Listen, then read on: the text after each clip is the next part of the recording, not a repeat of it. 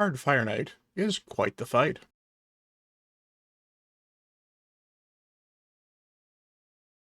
Hey everyone, Bront CatHerder here, talking Raid Shadow Legends, and we're having fun here dealing with the Hard Fire Knight, also known as Tainted Fyro. Fyro has been made significantly more difficult than the standard Fire Knight, but Fire Knight's always been one of the more difficult bosses to deal with in general for a lot of accounts.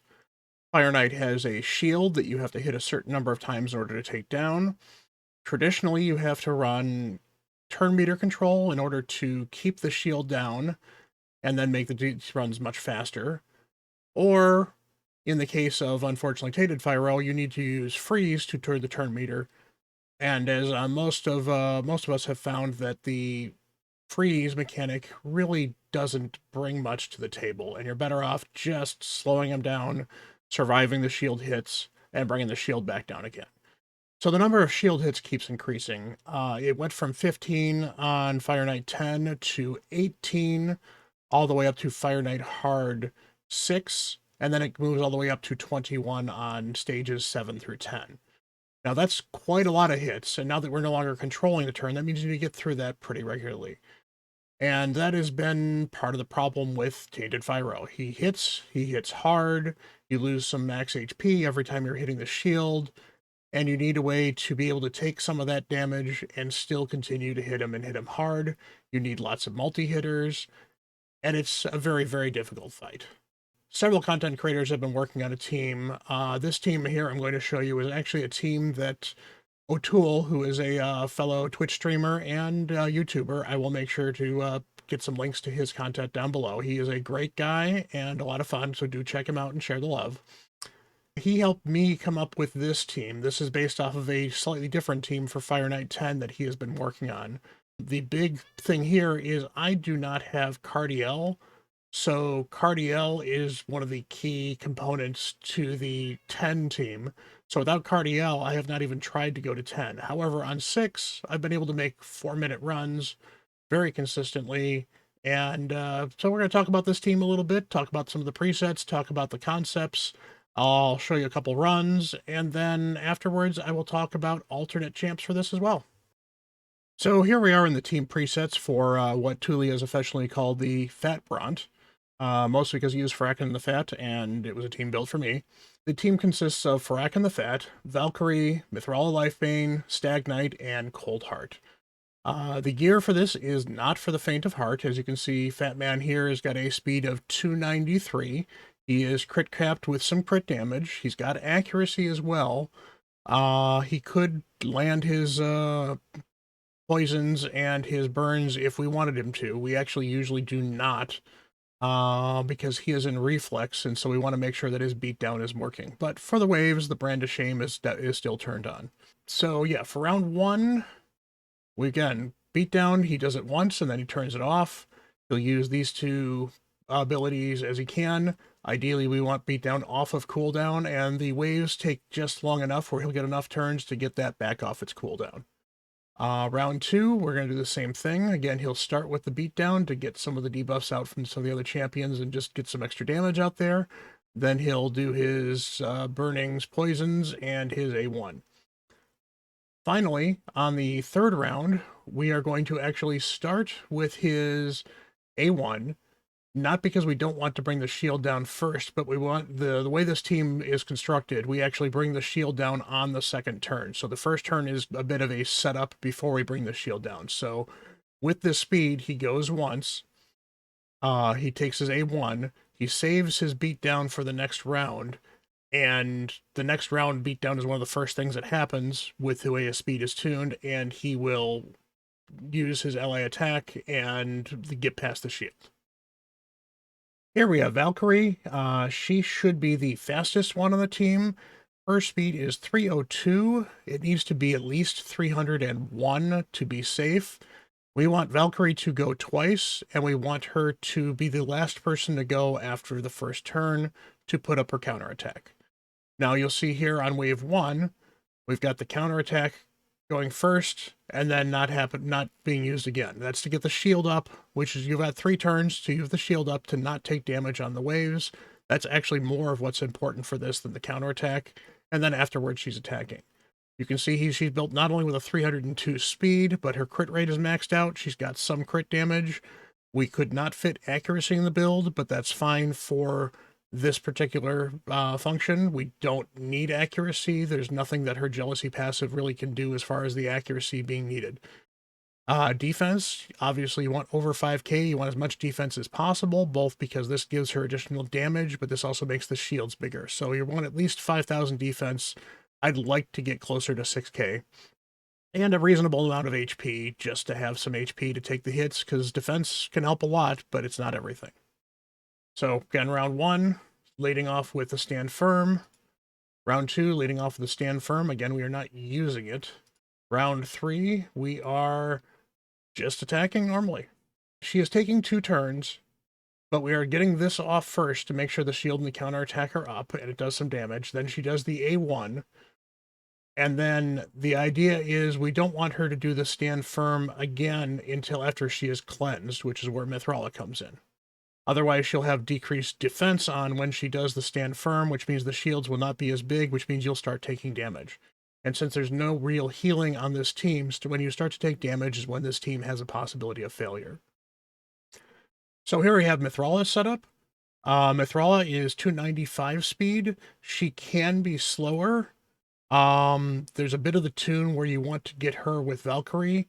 And unlike the Fire Knight 10 team, Valkyrie is faster in this team than on the other teams, where Valkyrie is actually a little slower, and Mithrala Lifebane is faster, and there's a speed separation. So Mithrala could be a bit slower. You need the accuracy in order to land the debuffs. We wouldn't have minded damage on her as well, but we really needed the HP and defense.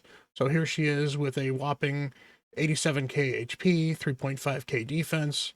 We're not really going for damage here. Her damage is going to come from the poisons, a little bit from Hex, which is also going to give you some of the control on the waves, and we also need her for the cleanse. So we save the cleanse. We're not going to be using the cleanse right away. It doesn't really help much against the waves anyway. And then round 1, we lead off with her Sigil of Toxic Glory, which of course puts the hexes out for additional damage as well as some petrification, and gives you increased defense and increased attack to help you take down the waves. We repeat the same thing in wave 2, other than we do actually allow for this shield, because wave 2, there is a chance you could get attacked, so the additional chance to run Strengthened and Shield helps you quite a bit to survive that wave. Then round 3, we again try to lead off with your Sigil of Toxic Glory. We want this to happen as well, to get the cleanse out. And the way it is tuned, because we have this 1 extra turn here, we know that there's no more than 2 turns after that we're going to be able to do this Brimming Cyclics, which means that she is always going to cleanse Valk before Valk gets to place her shield. We'll probably see a running theme with this here. Stag Knight is 291. There's a little bit of play with what speed he can be. He does need to be slower than Valkyrie in general, but he does need to be very fast. We were able to build him with some crit rate and quite a bit of crit damage. He's got enough accuracy to land his debuffs, and all of his debuffs are very important. And meanwhile, he's built fairly tanky with, about 40k HP and 2.8k defense. We like him because he's got the decreased attack along with the decreased defense to speed things up. And then he's got a decreased speed on his A1, which is very critical against the Fire Knight himself. So we start off with the decreased attack, decreased defense, and then shut that off for the rest of the round. Round 2, we do the same thing. And then round 3, we use the A1 because we want to save the A2 for once we've broken through the shields, which is going to be on the 2nd turn, as I mentioned before. And then finally, we've got Coldheart. Coldheart is the slowest on this team at 273, although I mentioned that Mithrala could probably be a bit slower, can be closer to this speed if need be. You really do need at least 40k HP. I have tried this with around 39,000 HP, and the team can possibly fail. So this is a very good threshold, along with the 2.3k defense. So you want to make sure you get that. The extra attack, not really needed. It's all incidental. Obviously the speed 273, very important. I've run this without the full 70 crit rate. The crit rate is not important. As much as the extra damage she does speeds up the run, the more important part is that she gets the speed and the survivability and the accuracy. So her accuracy is a little higher than she needs, but I use her for other content as well, so that makes sense for the 386 right there. Good crit damage so that we do get some Heartseeker, and that does definitely help. Remember, however, that her Heartseeker will not reduce the turn meter of the Fire Knight. So the reason we need the accuracy is what she brings is heal reduction. This 35% chance to land, 40% because we have sniper, on each hit 4 times at random is actually fairly reliable, because 40% 4 chances, fairly good to get that. That is critical in keeping the Fire Knight down. The Fire Knight heals pretty massively every time he pulls up his shield. So you need to make sure you get this heal reduction on, otherwise every time he pulls up the shield, you're coming back from some extra damage. And if you're not doing enough, it can really hurt. And if you are doing enough, it can still be the difference between a run failing and a run succeeding. So Art of Pain, we generally do not care about against the boss, so you can use that at will. That's also a great way to take down the waves. It's a good AoE, it does some okay damage. Obviously, without a max crit rate, it's not going to be amazing, but it still does some decent damage. She can use the Heartseeker once, and that's just to make sure that one champion doesn't get a chance to go and gives you an extra little turn meter boost. We do the same thing on round 2. Art of Pain is used as much as possible. Heartseeker is only used once to get somebody's turn meter down, just to help kick things off.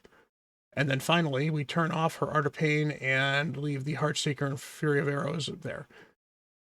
Cold Heart is the only champ in the game that has a smart AI regarding Fire Knight. So whenever you turn, as long as you turn off this Art of Pain, she will always use her Flurry of Arrows against the shield and only use the Heartseeker if the shield is down. So do not program Heartseeker to be number 1, because otherwise you will find she'll be using her Heartseeker into the shields. Make sure you leave it like this. This is important on any stage of Fire Knight, and Cold Heart's a very good champ on any stage of Fire Knight. Bring it into the boss and see how it runs. Okay, one important point before we actually get started here. You'll notice there's an order to how these champions are laid out, and this is actually important. We need Farrak the Fat to be first. We need Mithrala and Valkyrie to be in this next 2 line here, and then we need Stag to be here, and we need Cold Heart to be here. Why? Because for the ally attack, it happens in the order of which you have them on here. And as well as the counterattack happens in the order in which you have them here. So Fat Man only counterattacks when he's hit is the first person to counterattacks, and then it's Valk, and then it's Mithrala, and then it's Stag, and then it's Cold Heart. We want to prioritize this in order of the priority of the debuffs. Cold Heart's got the block healing. That is the most important debuff we're throwing on the Fire Knight, so we want to make sure that lands. Next is going to be the decreased speed, so that's where Stag comes in. Next, we like the additional poisons if we can, so Mithrala's A1's helpful. After that, Valkyrie's got a 2-hit, not a big deal. After that, you've got Farrak the Fat. He's only got a 1-hit, so it's not as exciting. He does, however, have decreased defense on his A1 as well, so that's possibly something that could be helpful, but it's not important because we have Stag. So it needs to be in this order. So you're missing out on an aura, not the worst thing in the world. I guess you probably could swap Valk and Fat Man if you really needed to, but there's really not a big reason to do so. All right, so with that, let's hop into Fire Knight. All right, so we're here in Fire Knight. See, Valk's got her shield off, and we're doing some damage against the minions right here. And for the most part, we're fast enough that we're lapping them, so very few of them are going to get a chance to go, and if they do, they're going to be running into Valk's shield, which is very, very large. So we're not going to be taking a lot of damage on this. Mithrala is taking just a little bit because she's actually outpaced her shield, but otherwise, we're not doing too bad. We did get a petrification here. Not the worst thing in the world, but it does slow down the run slightly. But the idea is if they get petrified once, they'll never get a second turn. All right, wave 2. The most dangerous folks on the wave 2 are the Venuses, because if they can get the decreased defense out against you and then somebody else smacks you, that can hurt. That can be a run ender. That's part of why Coldheart needs to be as tanky as she is. Now, the good news is we've got a lot of resist floating around in general. We'll have some extra ones from the area bonuses once those become a thing. And we even have a cleanse if we need it from the Thrall, not that she's set up to do the cleanse at the moment. But, here we have not taken too much damage. And that little bit of damage we've taken right here, Fat Man will heal when he gets to the Fire Knight. And they're not going to get another turn because they have been petrified. So let's get to the Fire Knight here once these guys are clear, and I will slow this down at the Fire Knight so we can watch and see how this works.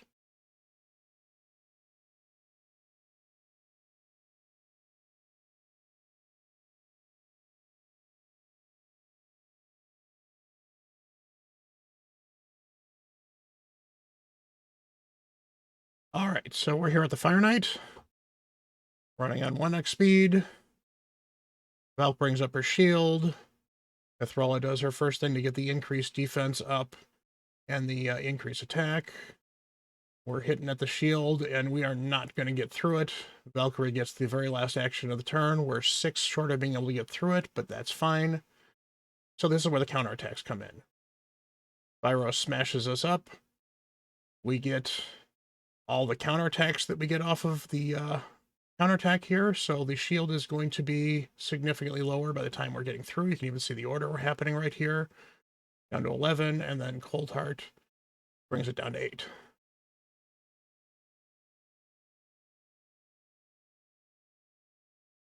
And here's the ally attack.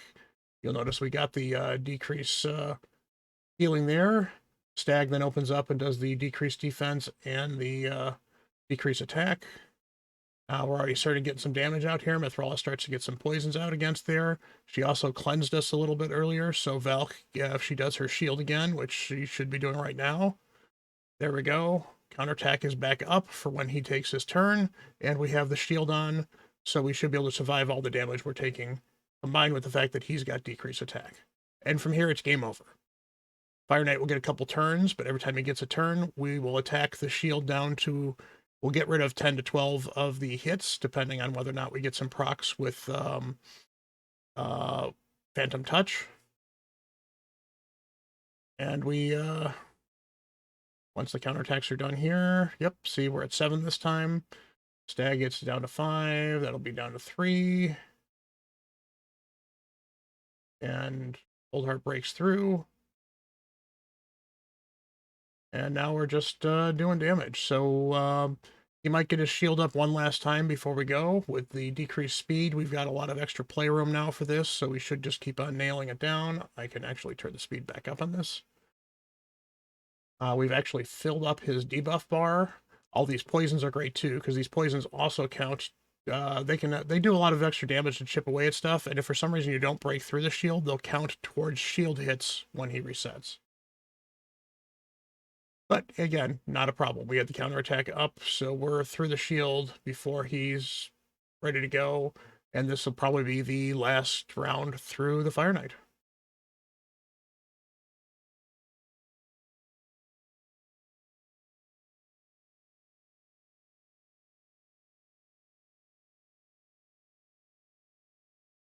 And there we go. So 4 minutes, 42 seconds, and that's with me slowing it down to 1x for a while and pausing it a bit. We'll do this again, and I'll just skip to the end, and I can show you how fast this runs. All right, so this run was 3 minutes, 17 seconds. Normally, I don't always run them on unlimited frame rates, but this time I did just to see the team. Honestly, it runs around 3.5 minutes, maybe up to 4 minutes on unlimited. On 60 frames per second, it's closer to averaging about 4 minutes a run. So it's not the fastest run in the world, but it is a good speed for Fire Knight Hard. Fire Knight 6 is a pretty good place to be farming, honestly. Any of the hard dungeons are better to farm than 25. So it's definitely worth looking into. I like the team. It's 100%. I think I have run it 500 times and it failed once. And the time it failed was because I'd made a gear change to Coldheart and brought her below the 400 or the 40k HP mark that I was discussing earlier. As far as the blessings are concerned, you can see I've got two different champions with Phantom Touch. Phantom Touch is great. It brings you extra damage as well as an extra hit against the shield. Mithrala has Brimstone. If that wasn't useful in other areas of the game, I would probably change that because Brimstone actually takes up a debuff slot, which could cause problems and makes the run slow down a little bit just in case you can't land a specific debuff or is possibly taking the place of an extra poison that you might be able to get on there against the boss to speed things up. Sheep for Valkyrie, well, I've used her in Arena, so that's where Sheep comes in, but Sheep actually gives her additional defense as well, once that's a 2-star or better, so that's still actually a fairly viable option. And again, Fracken does not have a blessing, but if I ever do find a blessing for him, he's probably going to get Phantom Touch as well. So as far as alternatives for champions you could use in this team, you really do kind of need the Mithrala in here. You need Stagnite and you need Coldheart. So they're really not easy to get rid of. Two you could swap. Bracken the Fat is an easy swap if you're going to use Cardiel. Cardiel is great. He's the best person in this team. And in fact, if you put Cardiel in on the front, this is a team you can run against Fire Knight 10. As constructed, I would not recommend running this against Fire Knight 10, however, because the stats become significantly harder to build. You're going to have to make many of the champs faster. That's where Cardiel comes in because he's got the extra aura that increases your speed, and his ally attack is better, as well as he will randomly join in on attacks as well, making him better for bringing down the shield reliably. If you don't have a Cardiel, like I don't, another option that's pretty surprising for Farakin is Lanathril. Lanathril has the second best ally attack in the game, attacking with every single champ in addition to himself. It's actually better than the Fat Man's attack because he joins in as well. So that's one extra hit each time. He's an HP champ, so he's easy to keep alive. He also has really massive shields that he can keep up on a 3-turn cooldown as well. So if you have Lanathril, you could actually possibly swap out Valkyrie for either a Skull Crusher or a Martyr. Skull Crusher would be better because Skull Crusher gives the counterattack on a 3-turn cooldown. The problem that Skull Crusher is going to have is with the ally protect, he could find himself taking a dirt nap and then that ruins your run. Martyr works as well. The problem with Martyr is that her counterattack is on a 4-turn cooldown, not a 3-turn like Valkyrie's. So that will make you'll either need to speed her up significantly or to figure out how to time the counterattacks to make sure that they are up most of the time, but not all the time. Well, that has been the Fat Bront. It is definitely a difficult team to build. You could use this team on normal if you wanted to. It's probably not going to be the best team on normal, but a lot of the principles are very similar on normal than they are on hard. The difference is on normal, you can control the turn meter as well, so you don't need to do something this extravagant. So you'd be better off with a champion like an Allure or somebody else that can counter the turn meter rather than a Mithrala, for example. Otherwise, counterattack is still a viable strategy against the standard boss if you're struggling to get through the shield. Ally attack is actually very useful for getting through the shield as well. I have used Frack and the Fat on other accounts to get through Fire Knight 25. Just because he's got the ally attack, it makes him a lot easier to break through the shield for the first time, and then you don't have to worry about ever breaking through again. Anyway, appreciate your time. Please make sure you do a like and subscribe. If you are not subscribed, I appreciate the likes, appreciate comments. They help the channel grow, help me with the YouTube algorithm, and honestly, it's just kind of nice to talk to you guys. So, take care, everyone. Have a great one. I've been Bront. Much love, everyone.